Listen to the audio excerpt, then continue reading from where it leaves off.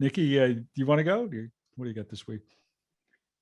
There was just something that caught my eye on the tail of the is it Chauvin trial and the verdict there, and just the increasing number with the increasing number of videos that are being posted of people of color being overly policed.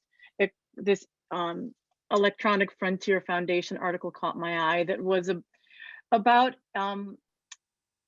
AI being used for predictive policing, so that uh, police departments across the country are spending a lot of money on these predictive policing AI technologies that are supposed to help them sort of predict whether someone is about to commit a crime by using arrest records and neighborhood crime records. And EFF's taking the position, as do a lot of other organizations that police the police, for lack of a better word, that it's problematic because of bias.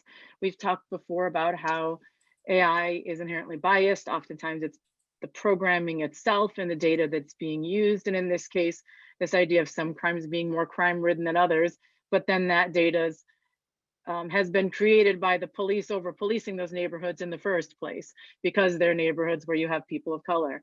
So I just thought it was really interesting to see the EFF's position on that, which I agree with, and the movement to try to remove AI predictive policing analytics as part of that movement to defund the police or rebuild the police from the ground up, because of the idea that policing is really based in initially police departments were created to capture slaves that had escaped into the North or had been released, whatever. I don't even know the proper language, but they were created to capture slaves. And they're racist from their very beginnings.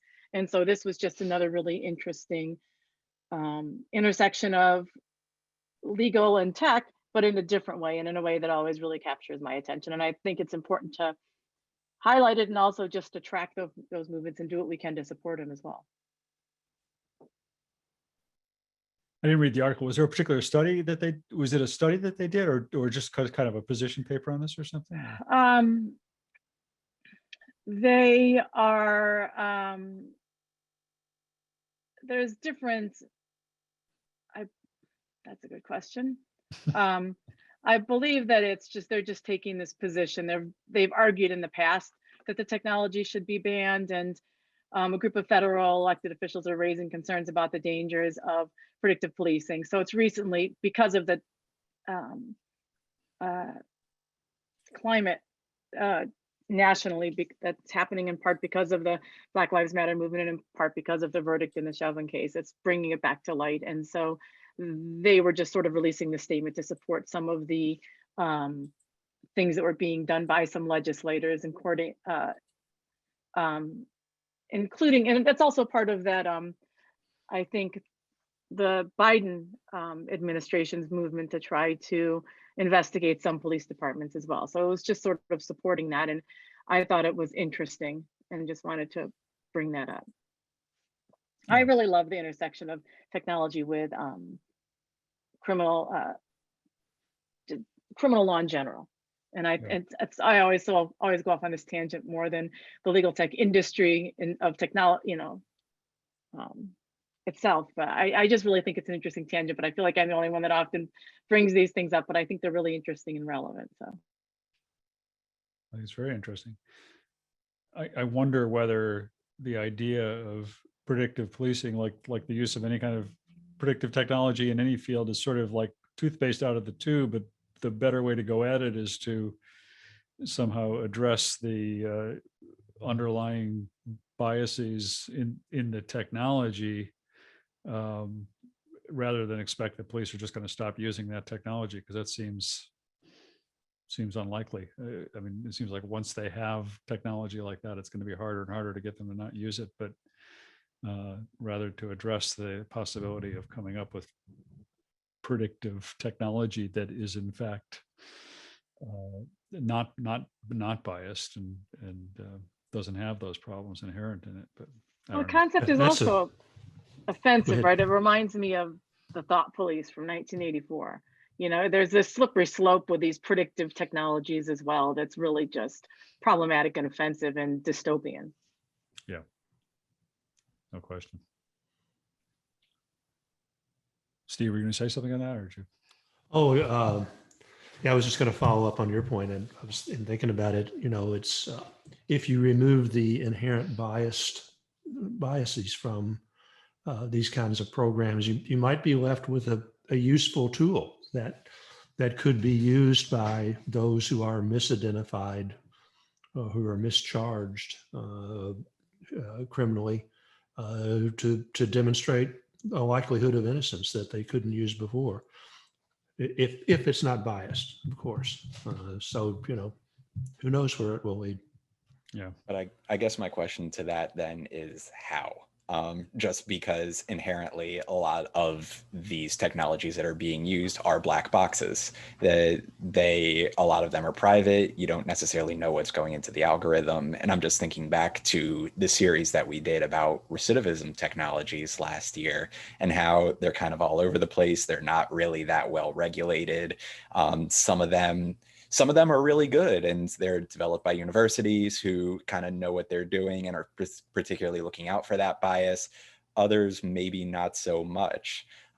So I think it would be obviously good to have unbiased data, but I think it's just as big of a question, how exactly do you regulate that and make sure that it stays unbiased and that you actually know what's going into the algorithm continuously, because I think that's a lot of times easier said than done.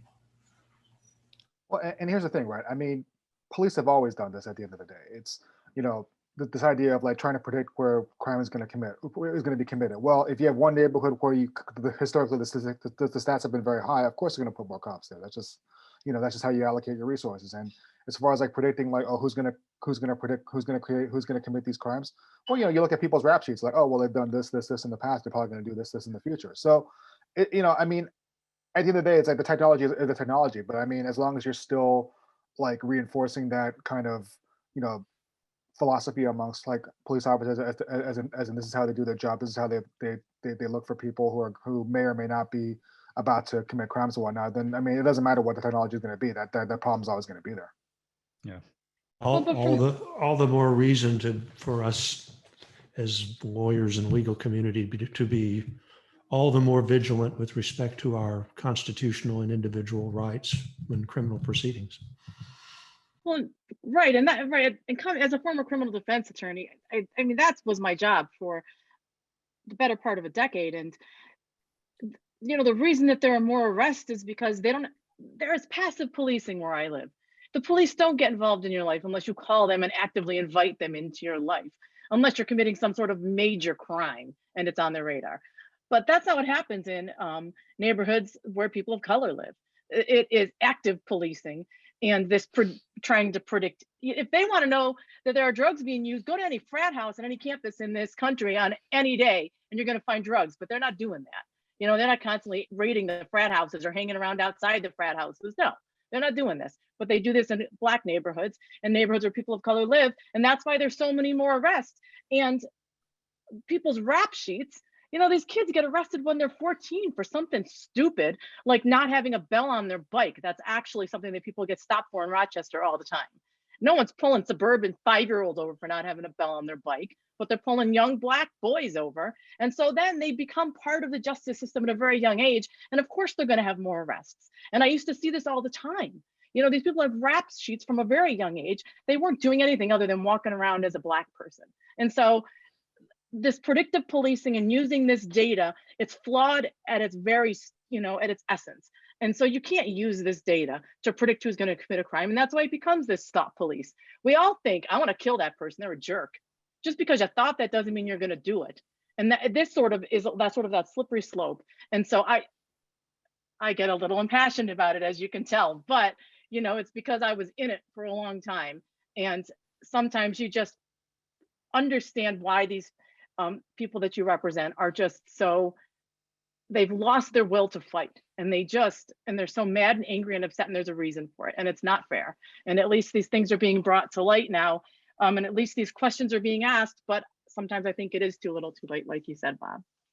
That's an excellent point, Nikki, because, even with my kids, they got into trouble. All kids get into trouble, right? I mean, that's what you do when you're a teenager. You get into trouble, and, if you're lucky, you don't get caught. I mean, let's face it. Well, a bad man did a couple of things and got caught, right? Nothing serious, but because of who I was, and because my background, and because my access to the justice system, and because I knew how things work, I was able to ensure that they came out of it without a record. But that's because, I'm a white male lawyer. If they had been in a family, if they had been children of color, that they wouldn't have. They would have had the rap sheet that you're talking about. And so all these people, we just sort of, we have this one piece of society that's able to navigate through the legal system and deal with those kinds of things without future repercussions, and this whole other piece of society that can't and are left with the mess for the rest of their life. Yeah, I mean, I guess I think the bigger problem is that policing is broken, and I think that's kind of what your point is, Nikki. I mean, we need to really address. That's what really needs to be addressed. I mean, the one thing we have seen over and over again over the last year is just how badly broken how we police, how our country polices is, and if you put flawed technology in the hands of a broken system, then you're really going to have trouble. So I mean, part of the problem, part of the question about this technology is, how is it used? How is it deployed? If it's used, if it's just being used to kind of allocate resources in some general way, well, maybe that's okay. If it's being used to more specifically target groups or individuals or people based on the color of their skin or where they live, that's much more concerning.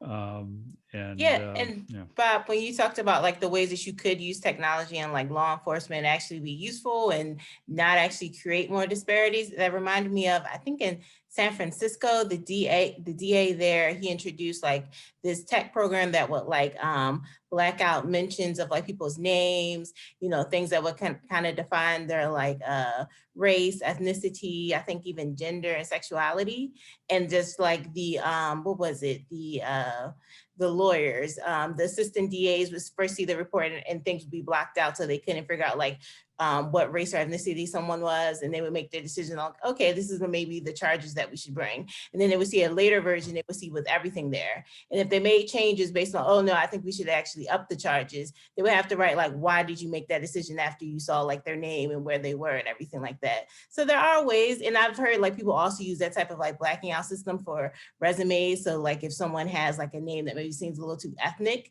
and they might say, oh, I don't know, there'll be a fit here. There are some ways that I think like it kind of can like take out maybe some biases when like in using technology. So there are ways, so it's not like we have to be completely like old school and just say, oh, tech is bad, we can never use it. But there's some ways that you can use it to kind of like make people a little bit less, maybe take the bias out, or maybe make people look at things a little bit differently.